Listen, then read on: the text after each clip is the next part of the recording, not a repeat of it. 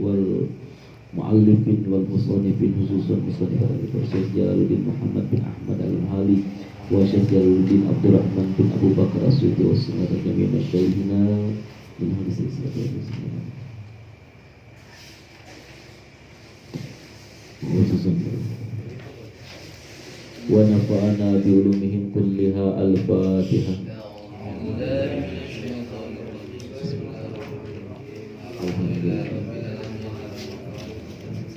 Iyyaka na'budu wa iyyaka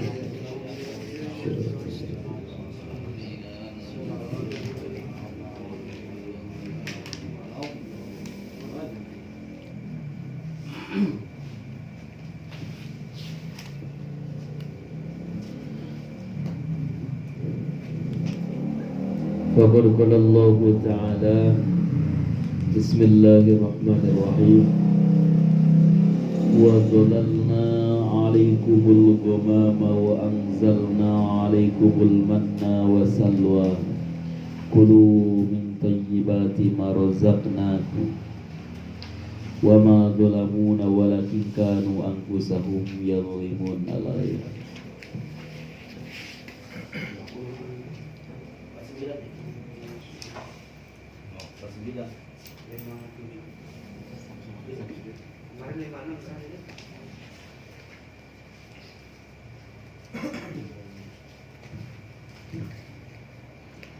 Wa dolalna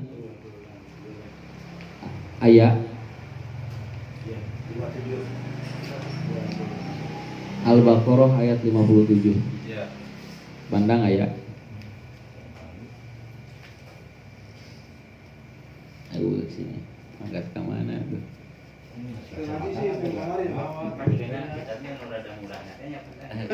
Oh, saya sih apa? Bawa ayat kamu baca. Itu tengah sama di sini jadi tinggalin ya. Ayat Atilu halaman 11.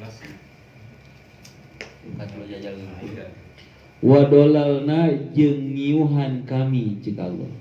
Menaungi. Ngiuhan menaungi. Alaikum ka aranjeun kabeh wahai Bani Israil. Ini masih cerita Bani Israil ya Pak RT. Yang gimana sih kemarin ceritanya?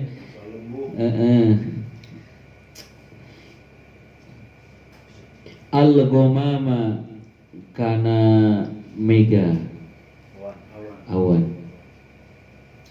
Sataro maksudnya lah pakai bahasa Sunda ya. Sataro tegasna nutup, satarna tegasna nutupan kami cik Allah. Satarna maksudnya kami menutupi kum kepada kalian semua bisahabi dengan mega ar-raqiqi yang lembut, yang tipis, nutupan min harri syamsi tina panasna matahari. Fitihi dina sampalan, bandang apalin sampalan. Sampalan teh suatu bidang tanah yang lapang. Satu bidang tanah yang lapang. Nah, maksudnya lapangan kan guys? Nya fitihi dina lapangan, maksudnya di gurun pasir. Wa anzalna dan aku turunkan alaikum untuk kalian semua fihi di lapangan tersebut, di tih tersebut, tih al-manna kana manna wasalwa jeung kana salwa. Naon si mana salwa ke deui hareup ditafsirna ya. Huma ari itu manna jeung salwa teh ataron jabinu eta taron jabin teh di kamus Al-Munawir buah jeruk, tapi makna yang lain adalah sesuatu yang manis. Ada juga yang menyebutkan bahwa itu adalah madu, tapi taron jabin makna dasar secara harfiah adalah jeruk. Wa toirul sumanna dan burung puyuh.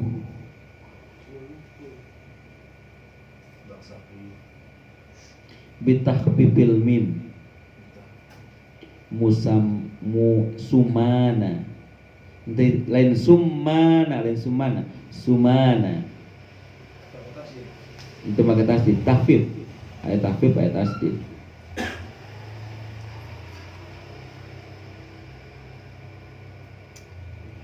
Wal maksur jeung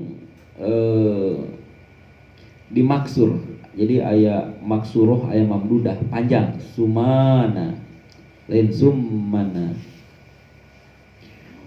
Wakulna, dan aku katakan, kata Allah. Wakulna, jeung ngucap kami, kata Allah.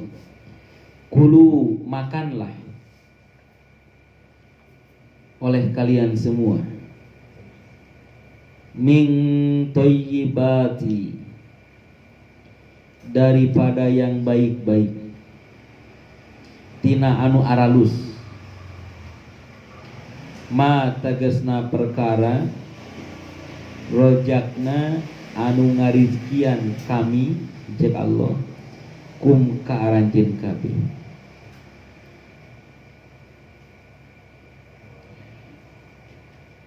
Wala tudakhiru,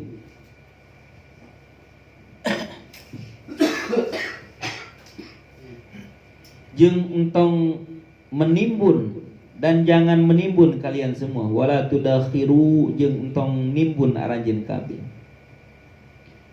Fakaffaru, maka kufur aranjeun kabeh. Lamun ditimbun ya rizki anu diturunkeun teh. Kalian jangan menimbun rizki marojaknakum teh. Kalau kalian menimbun maka kalian kufur.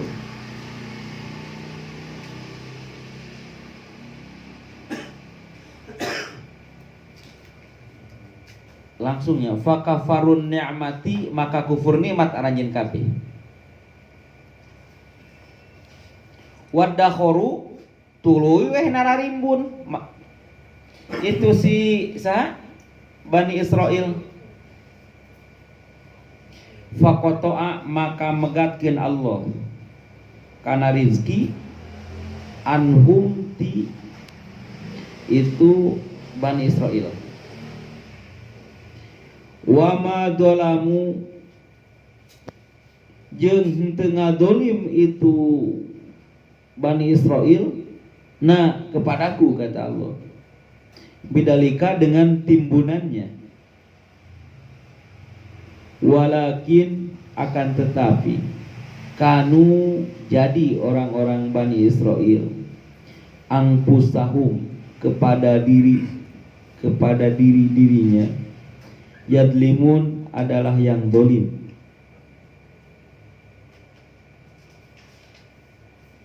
Li'ana wabaluhu, atau wibaluhu. Li'ana wibalahu, li'ana wibalahu, karena sesungguhnya kejelekan dari perkara tersebut atau dari timbunannya, alaihim, adalah kepadanya. Titik. Masih menceritakan. Oh ini pohon. Cek.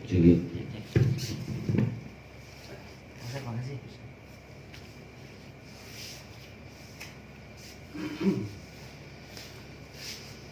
Masih menceritakan tentang Bani Israil.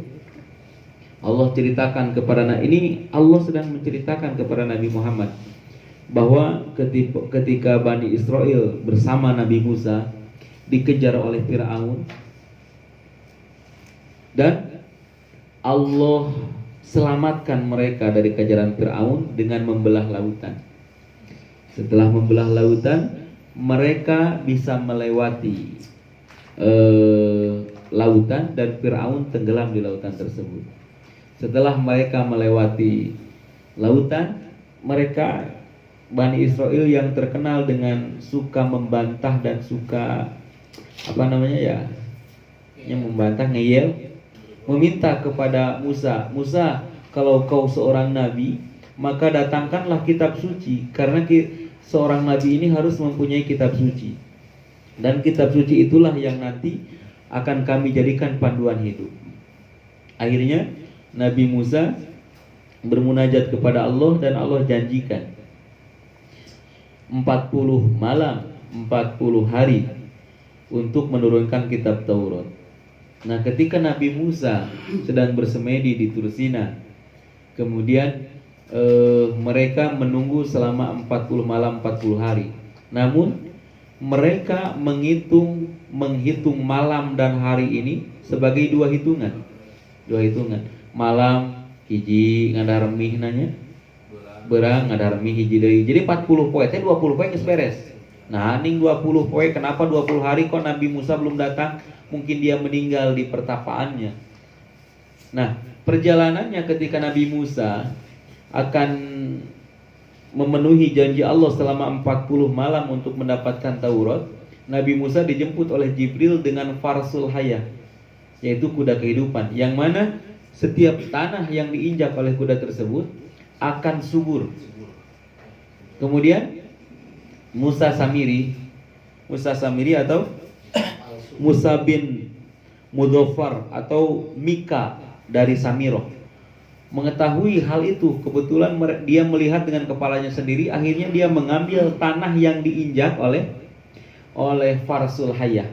Diambil, kemudian di patung yang diciptakan dari rampasan harta Fir'aun ada patung sapi betina, ditaburkan tanah tersebut dan patung itu bisa bergerak dan bersuara.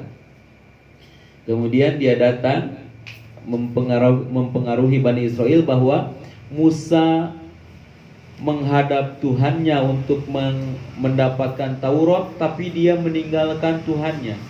Musa ingin mengambil Taurat kepada Tuhannya, padahal dia meninggalkan Tuhannya, yaitu anak sapi ini atau al-ijlun, patung sapi emas. Lihatlah patung ini bisa bergerak. Maka mereka yang dipimpin oleh Harun ini kembali melakukan kemusyrikan. Ketika 40 hari Nabi Musa datang, Nabi Musa menegur mereka dan Allah sebutkan di dalam Taurat yang menjadi panduan beragama bagi mereka bahwa dosa musyrik ini pertaubatannya itu dengan disembelih. Maka 70.000 Bani Israel disembelih oleh Bani Israel juga, dan mereka sadar, mereka menerima ini adalah pertaubatan dari dosa musyrik. Untuk menghilangkan rasa kasihan dari para eksekutor kepada Bani Israel yang mungkin saudaranya, maka Allah turunkan awan hitam.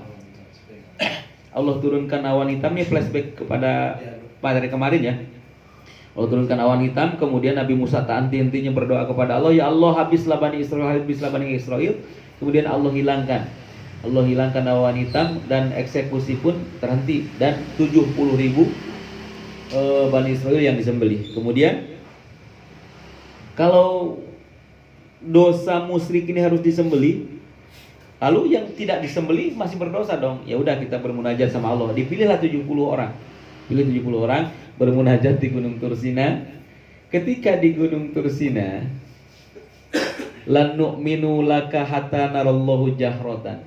Aku tidak akan beriman kepadamu wahai Musa kalau aku tidak melihat Allah secara nyata, secara gamblang.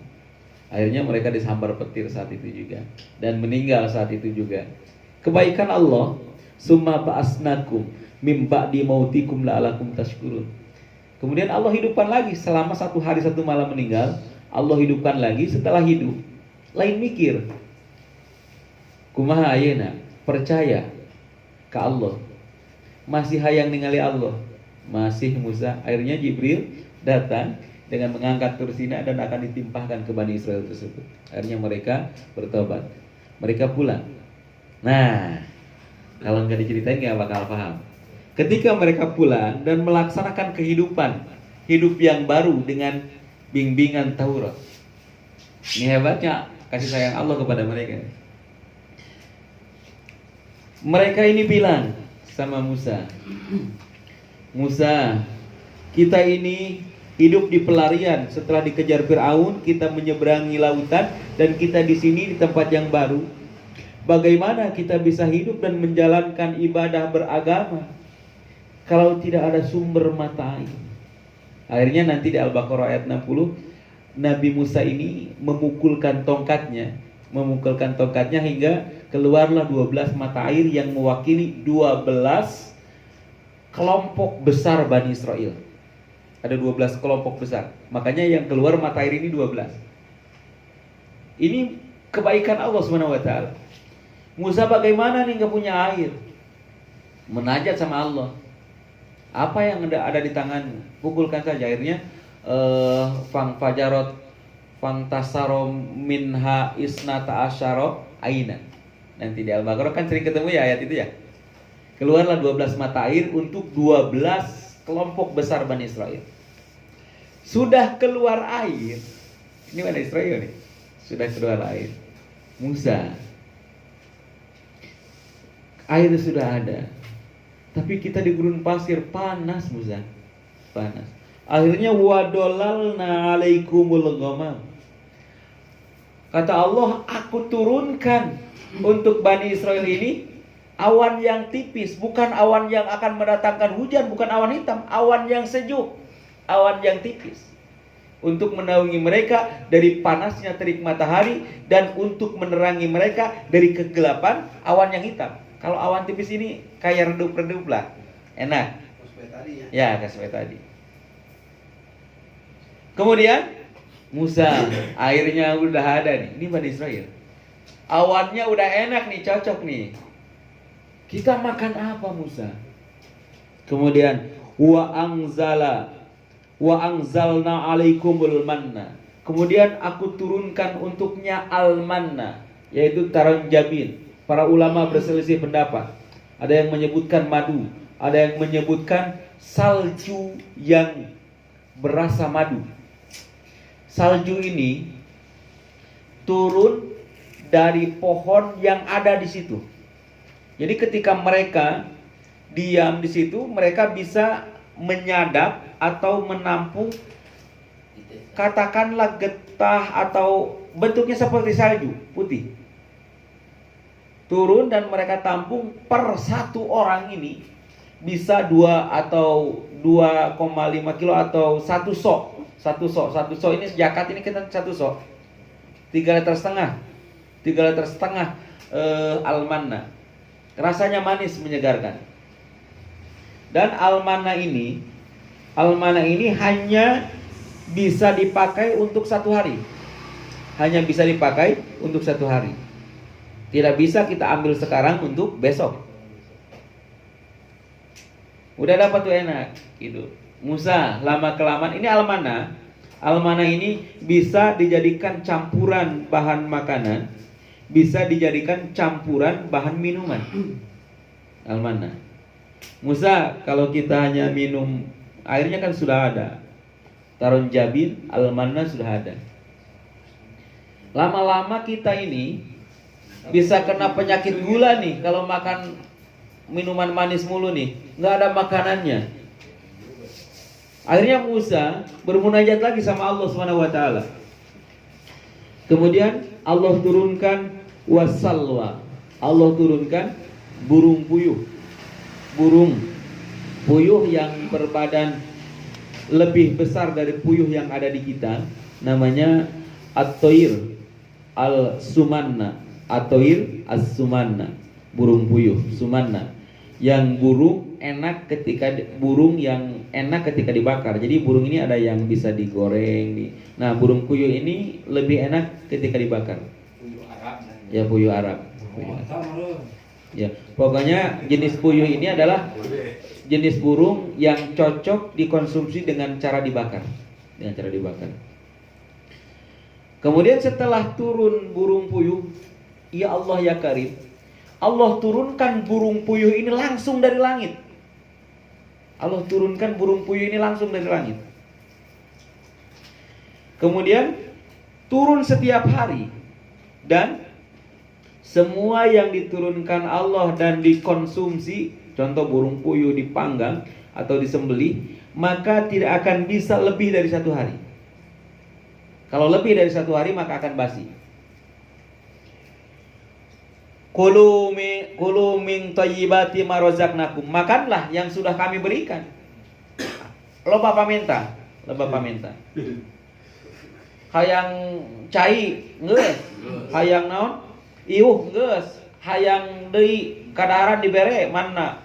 Langsung. Enak banget sebetulnya mah. Bani Israil ini dimuliakan oleh Allah, dimuliakan. Enak, tapi nggak tahu diri. Nggak tahu diri. Kesal juga sebenarnya dengernya dia. Akhirnya Allah mewahyukan kepada Nabi Musa, Musa suruh mereka ini karena hari Jumat terakhir salwa dan mana ini diturunkan oleh Allah, nanti akan diturunkan lagi hari Minggu. Sabtu nggak turun.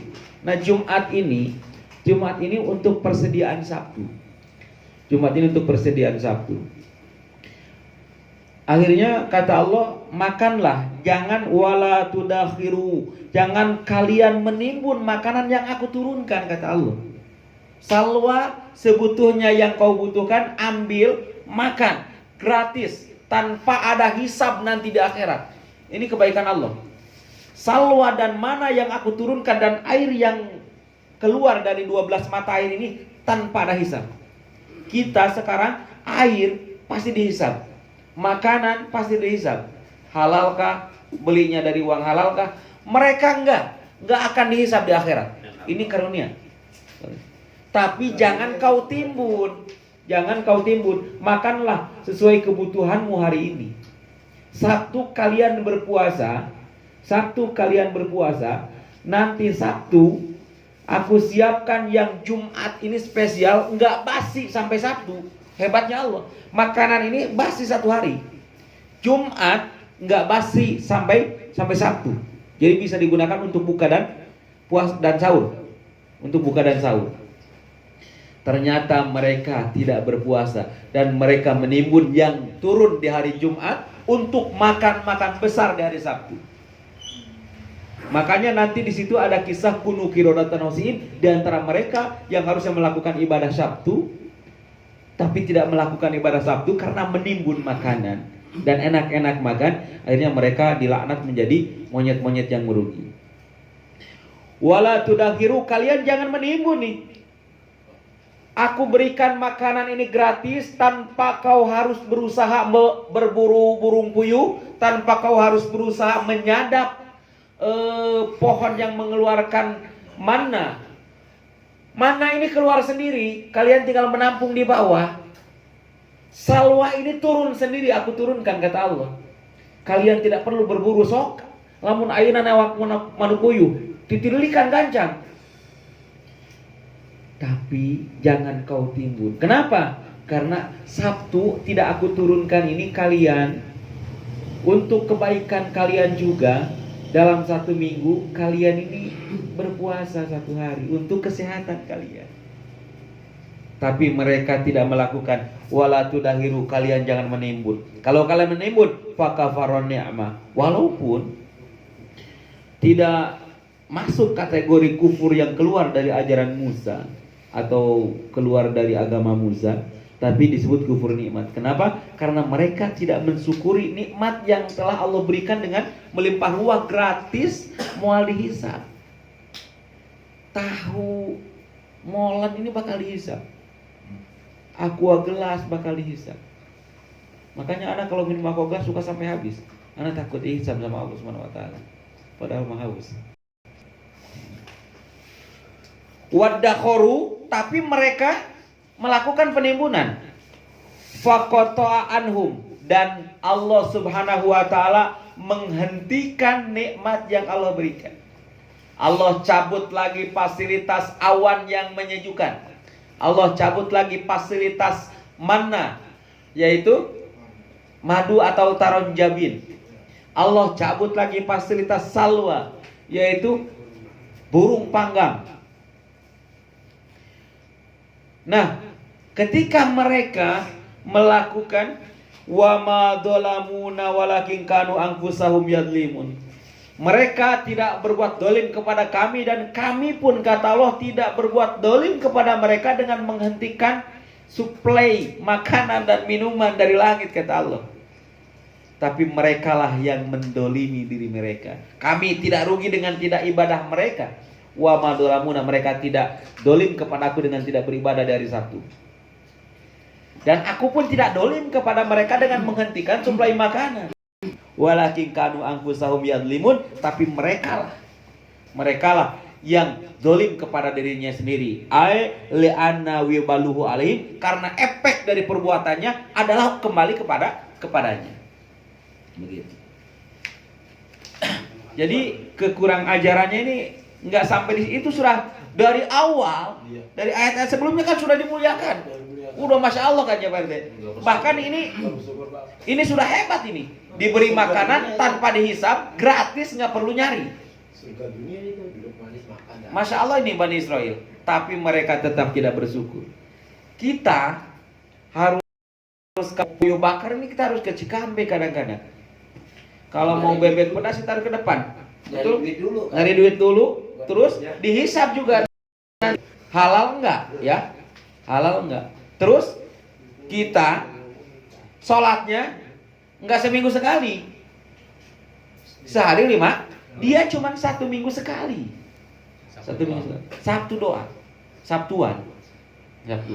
Makanya Allah kutuk nanti di ayat berikutnya menjadi kirodatan khosiin, menjadi monyet-monyet yang merugi.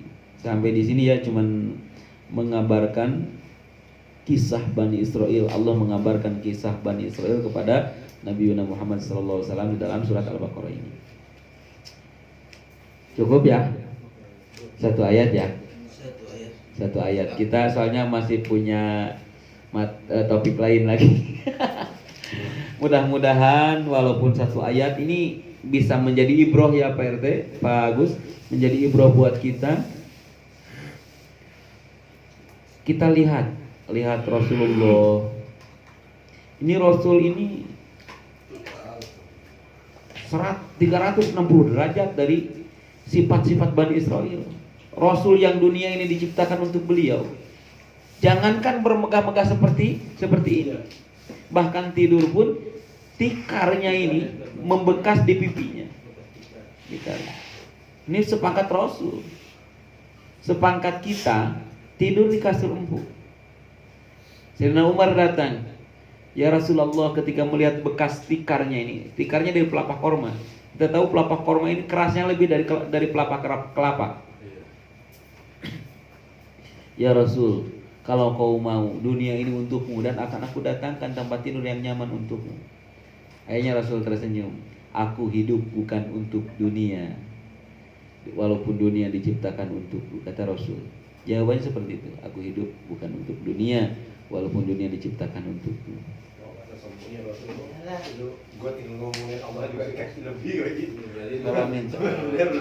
Dan itu dicontoh oleh sahabat-sahabat. Lihat ketika sahabat perang di Tabuk, Israel sudah ngamuk datang. Lihat Uhud itu, wahai Rasul, aku bawa, aku angkat, aku musnahkan kaum musyrikin ini. Ini sebetulnya kata sahabat, bisa aja sahabatnya bilang, udah ya Rasul, jadiin aja biar penjet gitu ya. Tapi enggak sahabat. Enggak pusing, kita belum tentu juga hidup. Iya, sahabat ini kalau mau perang ini, hidup lah gitu. kalau perang mereka mengumpulkan sumber-sumber air, mengumpulkan makanan. Enggak langsung minta, padahal kalau dia ngomong ya Rasul mintalah sama Allah, gampang. Tapi mereka terus berusaha, dan itu patut dicontoh oleh kita. Kalau mau puyuh bakar, ya berusaha cari duit dulu. Mudah-mudahan ini bisa jadi ibroh ya, bahwa kita jangan merasa keluh kesah dengan kehidupan ini. Wallahul muwaffiq ila aqwamit thoriq wal afu minkum. Usikum wa nafsi bittaqwallah fattaqullaha haqqa tuqatih wa la tamutunna illa wa antum muslimun. Assalamualaikum warahmatullahi wabarakatuh. Waalaikumsalam warahmatullahi wabarakatuh.